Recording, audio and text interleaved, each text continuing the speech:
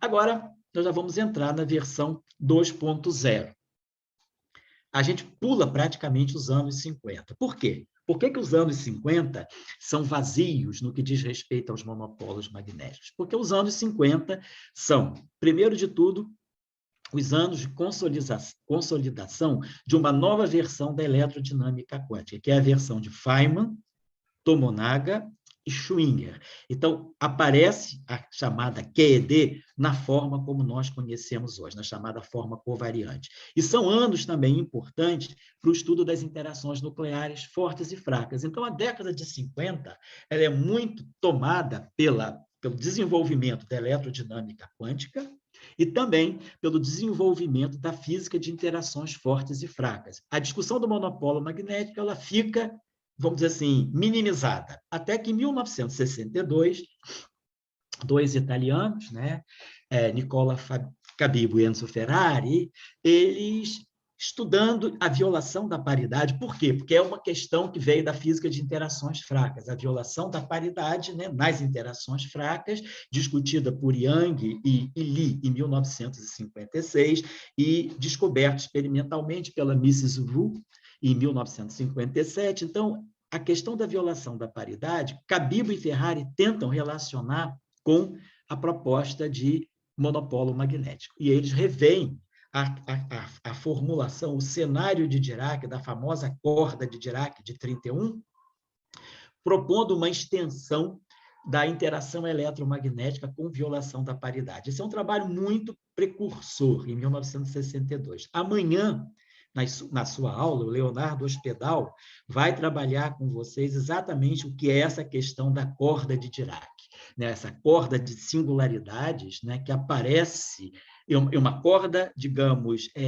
fictícia, é uma corda não detectável, né, de singularidades que aparece na solução do monopolo magnético. Isso vai ser visto claramente amanhã na aula do Leonardo Hospedal. Para quem nunca viu ou ouviu falar na corda de Dirac, isso vai ficar claro amanhã. Mas a tentativa do Cabibbo e do Ferrari foi justamente evitar essa corda, essa cauda. É como se o monopolo magnético fosse, ele tivesse, como se fosse um gerinozinho, uma cabeça e uma cauda de singularidade. Essa cauda de singularidades ela pode ser tocada pela simetria de Gauge e ela não tem um sentido físico. E isso trazia um certo incômodo nessa descrição do monopolo magnético. Então, Cabibbo e Ferrari tentam suprir a essa questão da corda de Dirac, introduzindo, então, a noção dessa eletrodinâmica com violação da paridade.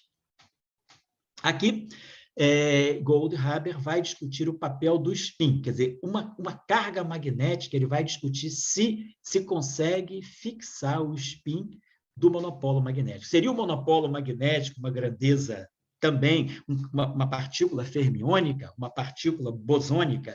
Então, isso é estudado nesse trabalho do Goldhaber. Então, se começa agora a querer compreender um pouco mais as propriedades microscópicas do monopolo magnético. Essa é a fase, vamos dizer, monopólios magnéticos 2.0, que eu digo que se estende até 1971. Essa é uma leitura minha. Essa leitura dessas fases, né, é uma leitura minha que não é universal. Outras pessoas podem compreender o aspecto do desenvolvimento dos monopolos, talvez fazendo uma outra cronologia.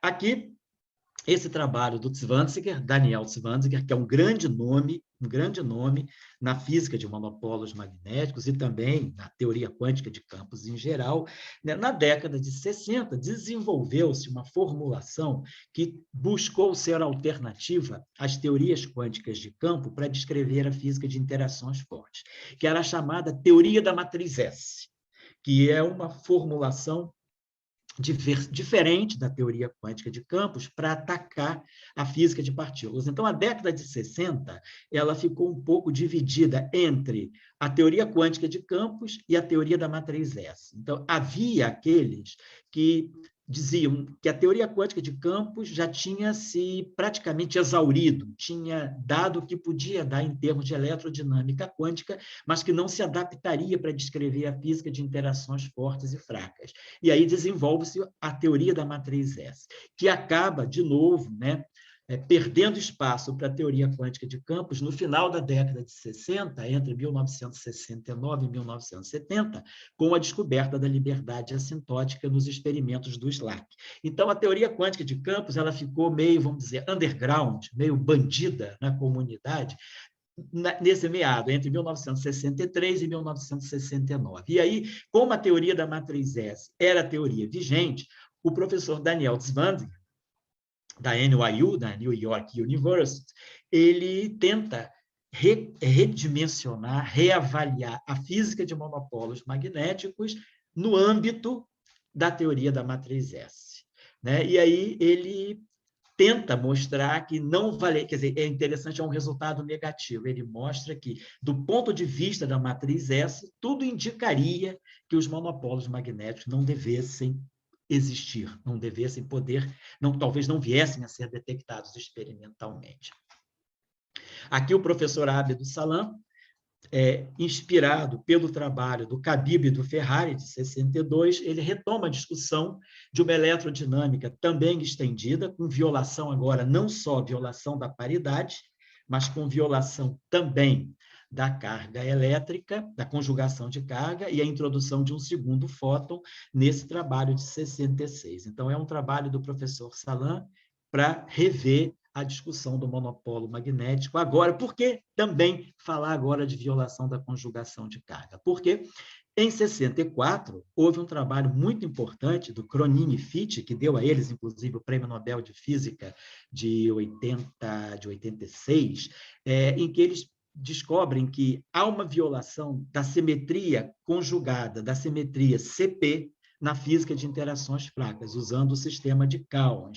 E aí, com essa descoberta, o Salam vai um passo à frente e também, como o Khabib e o Ferrari propuseram uma violação de paridade na física de monopolos, Salam propõe uma violação da conjugação de carga também e lança a ideia de um segundo fóton que estaria presente no eletromagnetismo, isso em 66. Essa é uma proposta que acaba não se concretizando, né? Lembrando que a física é feita desse modo, a física é feita de propostas, né, que podem ou não se confirmar, os experimentos vão nos dizendo. E também não só os experimentos, a própria evolução das teorias, né, o estudo da consistência das teorias vai nos dizendo. Bom, Schwinger publica, então, Julian Schwinger, o famoso Julian Schwinger, famoso da eletrodinâmica quântica, que ganhou, inclusive, em 1965, o Prêmio Nobel de Física, junto com Feynman e com Tomonaga, porque os três, independentemente, fizeram o desenvolvimento mais recente da eletrodinâmica quântica, reavaliaram e reescreveram a eletrodinâmica quântica de Dirac, de 1927, na chamada forma covariante. Então, todos os três fizeram suas contribuições para três visões mais modernas da eletrodinâmica quântica. E o Schwinger, então, nesses três trabalhos, no Physical Review, ele volta ao trabalho de Dirac de 1948 e propõe uma eletrodinâmica quântica também para cargas magnéticas, inclusive discutindo o aspecto de renormalização dessa eletrodinâmica em presença de cargas magnéticas. Né? Então, é um trabalho muito significativo nessa fase, nessa edição 2.0 dos monopólios. Aqui, esse físico Yang, né, também a partir dos trabalhos de Schwinger, de 1966, ele faz todo um estudo para cargas magnéticas com spin inteiro, quer dizer, cargas magnéticas bosônicas. Aqui o Schwinger estuda cargas magnéticas de natureza fermiônica, e o Yang estuda cargas magnéticas de natureza bosônica. Inclusive, estuda em 67 o acoplamento do campo gravitacional com as cargas magnéticas. Quer dizer, um problema que ele vê importante para a astrofísica e para a cosmologia, que seria como cargas magnéticas no universo poderiam se acoplar a campos gravitacionais intensos. Ainda na edição 2.0, aqui eu queria chamar a atenção para esse aspecto histórico. O Schwinger, nesse trabalho chamado Um Modelo Magnético da Matéria, que ele publica na Science em 69, esse é o trabalho que o Ocidente atribui à concepção do conceito de dyons, né? Esquecendo-se do trabalho pioneiro do Sarra em 1936. Esse trabalho do Schwinger é de 68, mas aparece publicado na Science em 1969, que é quando, então, nesse trabalho é o trabalho em que, vamos dizer, a história ocidental mostra a concepção dos Dyons como sendo devida exclusivamente a Julian Schwinger. Na verdade, vamos voltar a Sarra, lá em 1936, solitário, isolado, lá na Índia, ele já prevê também a existência dos Dyons, que seriam, então, aqui redescobertos por Schwinger de uma forma completamente independente. E aí, agora, Zwanziger, que já é um nome, né, da física de monopolos, Zwanziger tenta fazer agora uma teoria quântica de campos para os Dyons, em 1968. Então, temos, assim, essa edição, né, 2.0.